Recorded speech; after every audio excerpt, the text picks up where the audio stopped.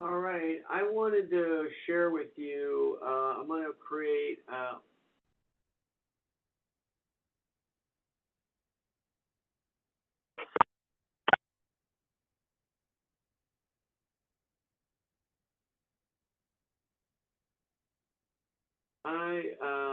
wanted to make sure. I wanted to make sure that you guys had an understanding of how I wanted you to complete the assignment called the Weather and Climate Online Review. I will be posting that video right underneath these list of topics. You're to pick one of these topics, and you are to either post a YouTube video or a map that you think captures one of these topics, and then you have to summarize it.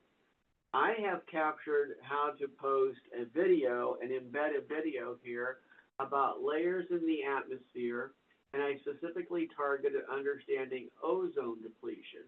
All right. Since we already did this with the 5 themes of geography of embedding a YouTube video, I love YouTube videos, but I also love to embed maps and having students understanding and reading a map for patterns and trends with the map. So I'm going to give a demonstration of one of the topics that I want to pick, and I'm going to show you, and I'm going to make a second post here. But you will pick one of these topics, and there's some instructions on here, and you have to respond to at least, as long as we get at least 10 other students' posts relating to their videos. So I want you, and you could use mine as one as well, and I'm going to have two on here. Hopefully we'll have enough students in here able to do this. You pick one of these topics from the readings on weather and climate, and you will then find a map or a video. I've already posted a sample video. I'm going to show you how I would do this with maybe doing a map. And so what I'm going to do here is I'm going to say the topic I'm going to look at is I am looking at something that I know we're getting very interested in is energy from the sun. Energy from the sun is basically a topic where we click onto there, and this gets us an idea about how the angle of the sun comes in, and we know this from prior lessons. We kind of get an idea that at different times of the year we know the sun angle changes, all right? And we really talked about atmospheric energy and energy flows as well. It's kind of related to this topic as well, but when we look at energy receipts at the Earth, I kind of try to measure how much energy are we actually getting from the sun around the globe, and how does that vary? And so, the topic I'm really trying to hit upon is one of these two. I'm going to call it energy from the sun, but it could be this one as well.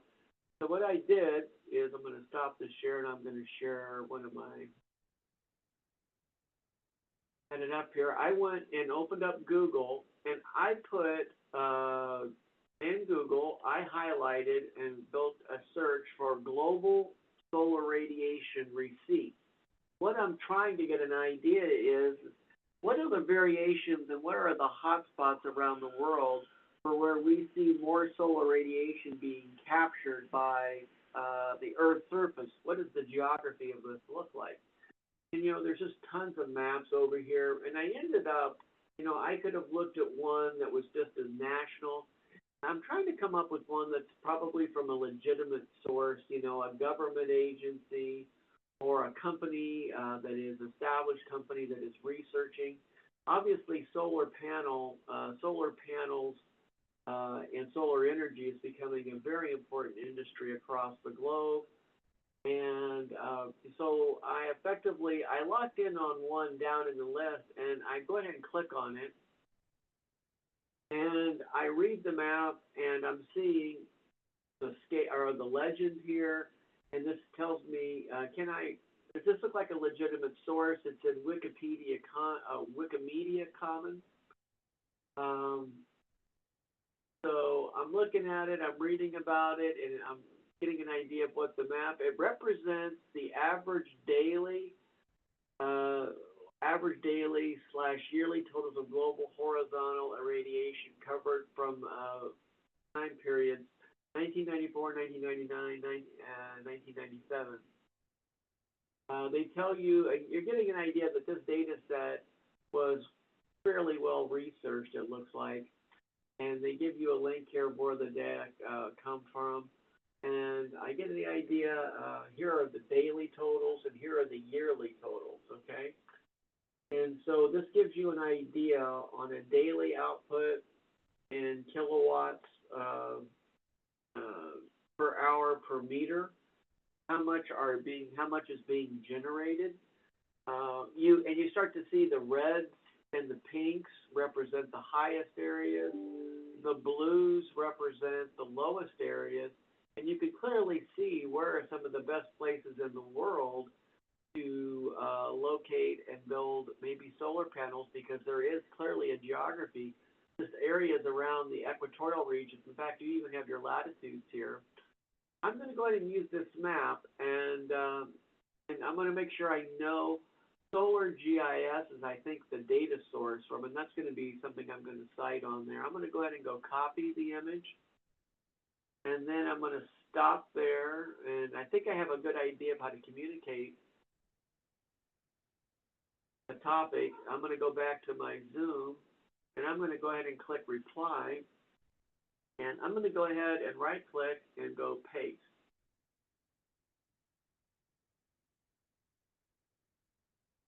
And there is the map, and you know, I would click under here, click under the map at that point.